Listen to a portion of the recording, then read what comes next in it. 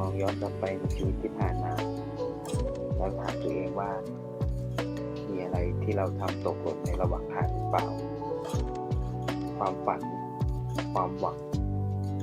สิ่งต่างๆที่เราเคยให้เวลากับมันบางทีสิ่งต่างๆเหล่านั้นก็ค่อยๆเลือนลางจางหายไปตามกาลเวลาและถ้าเรารู้ว่าเวลามันใกล้จะหมดลง